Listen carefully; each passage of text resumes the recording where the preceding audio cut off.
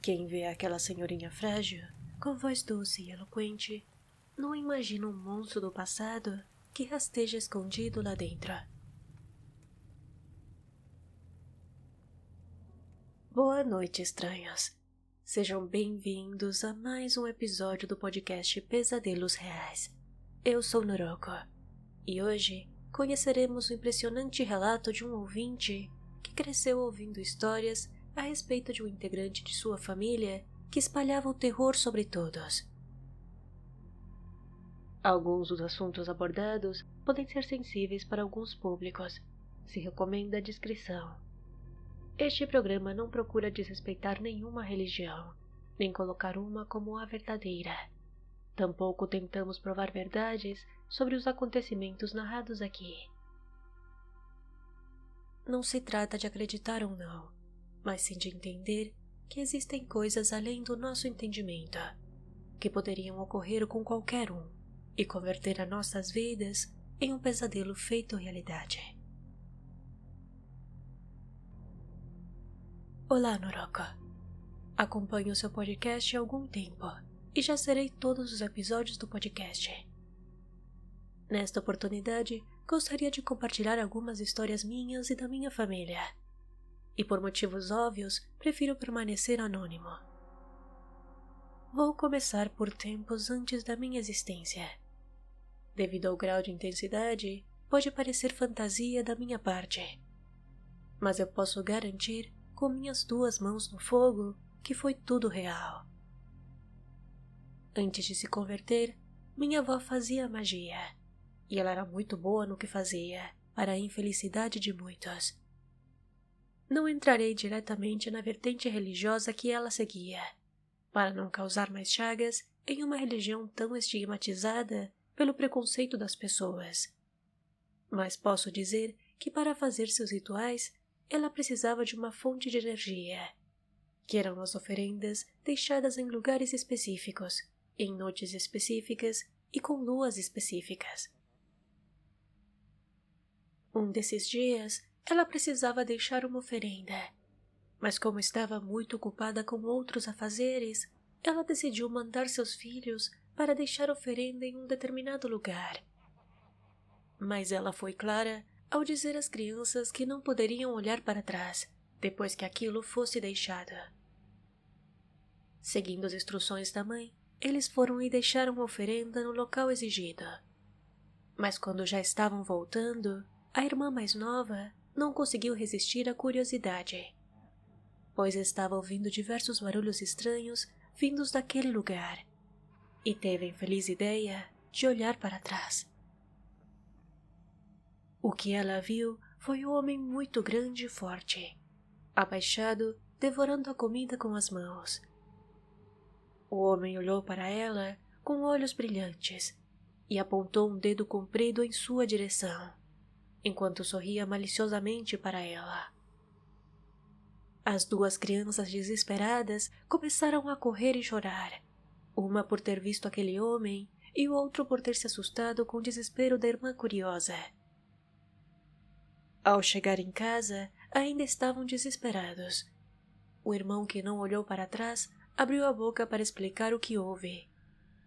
Porém, antes que pudesse dizer algo, a irmã mais velha, que estava em casa, caiu no chão e incorporou a entidade que os irmãos tinham ido entregar a oferenda. A irmã mais velha, que anos depois viria a ser a minha mãe, na época tinha apenas 12 anos.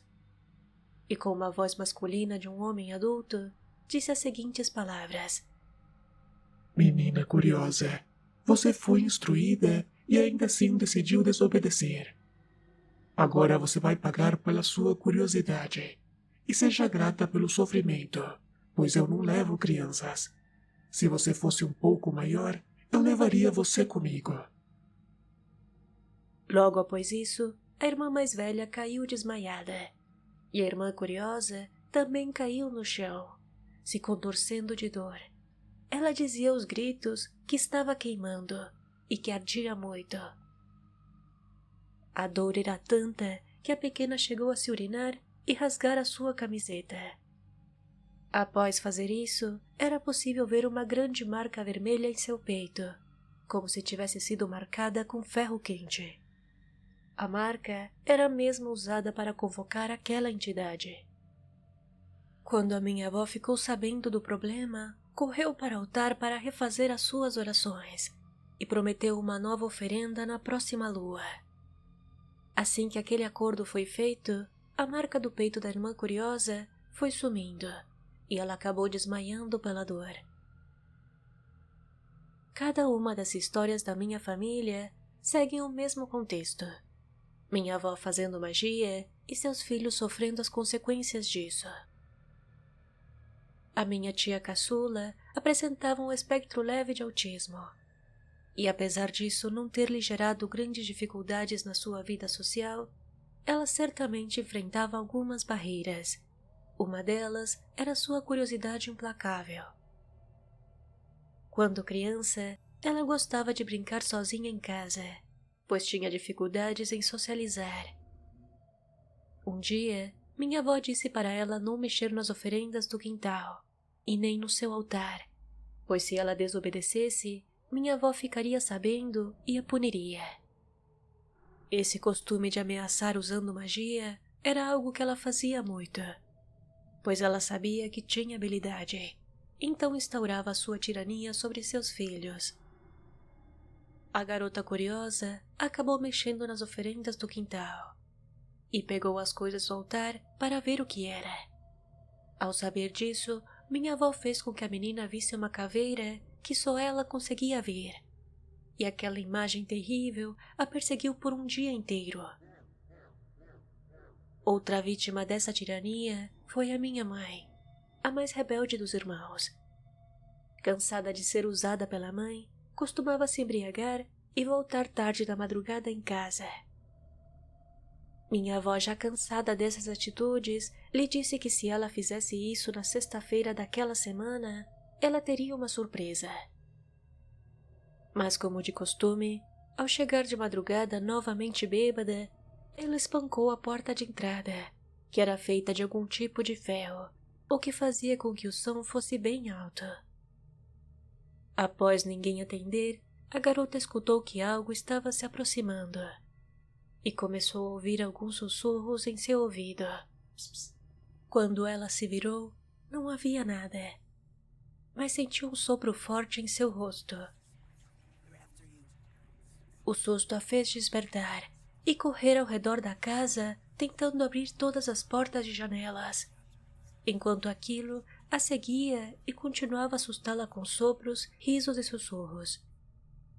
Após alguns minutos de puro terror, dominada pela exaustão e os efeitos da bebida, ela acabou desmaiando. Quando acordou, ela já estava dentro de casa, pois sua mãe, que a havia colocado para dentro, depois daquela lição, ria dela aos pés da sua cama e perguntava se ela teria coragem de repetir o erro. Pouco tempo depois, quando minha mãe tinha 16 anos, começou a namorar meu pai, que na época tinha 20 anos. Ele era ateu até então, e achava que tudo era teatro e esquizofrenia deles. Um dia ele chegou para visitá-la, e a viu andando com a atitude de um homem, e falando grosso, com uma voz de fumante de uns 50 anos. Assim que ela ouviu, disse: Você aí, rapaz, vá ao bar agora e me traga uma pinga que eu quero beber. Ele então pensou: ah, agora eu quebro ela, pois ela não aguenta nenhuma dosinha de pinga. Então ele foi ao bar e comprou 250 ml de pinga para beber com ela. Os dois começaram a beber. Ela virou o copo todo em segundos e ele não estava nem na metade e já estava querendo vomitar. Ela bateu o copo na mesa e disse: Segura esse corpo de mulher, que eu não sou mulherzinha. Só estava precisando beber.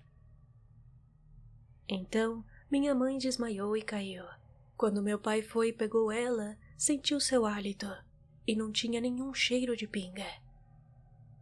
Isso tem uma explicação, pois as entidades consomem através de um hospedeiro, mas vai tudo para elas. O hospedeiro serve apenas como intermediário entre os dois mundos. No caso da minha mãe, ela tinha o corpo aberto para recebê-las.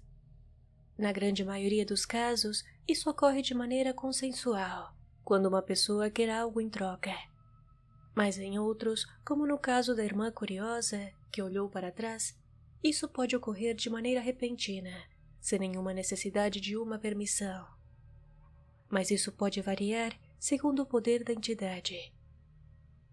Teve uma vez que minha avó tentou colocar uma entidade na minha mãe a troco de um favor, mas ao se tratar de um ser muito forte, que excedia muito o que a minha mãe podia aguentar, minha avó não só teve que parar o ritual, como a filha ficou totalmente apagada durante alguns dias em um sofá. Eu mesmo pude confirmar presencialmente as habilidades da minha avó. Teve uma vez que um homem os expulsou da casa que eles moravam de aluguel, e ela fez um feitiço para que ela ficasse assombrada. Alguns anos depois, quando tinha 14 anos, fui até a casa de um amigo, que morava de aluguel nessa mesma casa. Eu tinha ido para ajudá-lo a instalar um jogo, e de repente, enquanto estávamos fazendo isso, eu escutei batidas na parede da cozinha, que dava para o lado de fora. Na hora eu fiquei bem incomodado e comentei: "Ai, mano, seu vizinho é bem babaca, hein?" E ele me respondeu: "Não tem ninguém morando na casa ao lado." Intrigado, fui em direção à cozinha, e o barulho mudou para a parede que dava para o quintal. Fui até o quintal e o barulho mudou para o lado externo do muro. Então subi o muro e não tinha nada além de um terreno vazio, onde eu podia ver até mesmo o bairro vizinho no horizonte, então não tinha como alguém ter se escondido lá. As consequências das bruxarias da minha avó ultrapassaram gerações, como uma doença contagiosa, até chegar na minha. Eu costumava ser uma criança bem inquieta, e ficava andando pela casa o tempo todo. Só não gostava de brincar no corredor que dava para a porta de entrada em uma ponta, e na outra para a porta dos fundos. O motivo era que eu sempre via sombras passando pela fresta, que ficava entre a porta e o chão. Não tinha como aquelas sombras serem de pessoas, porque a entrada da casa era afastada do portão. Às vezes, eu conseguia ouvir batidas na porta principal, e eu morria de medo de olhar no olho mágico. Naquela época, a casa onde morávamos ficava ao lado de uma funerária. Nessa mesma rua, pro lado direito, a uns 150 metros, tem um pronto-socorro da cidade. A funerária estava para o lado esquerdo, e a uns 300 metros ficava o cemitério da cidade. Quando eu tinha 8 anos, eu dividia o quarto com a minha irmã, e costumávamos conversar até pegar no sono, depois que nossos avós mandavam a gente ir para a cama. Mas sempre que demorávamos muito na conversa, alguma coisa que vinha do lado de fora arranhava a janela de ferro.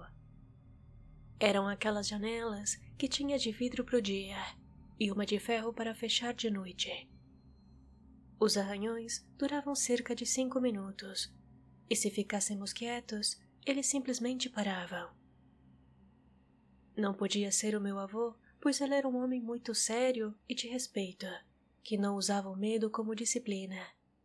E minha avó também não podia ser, porque ela era uma senhora muito religiosa e carinhosa conosco.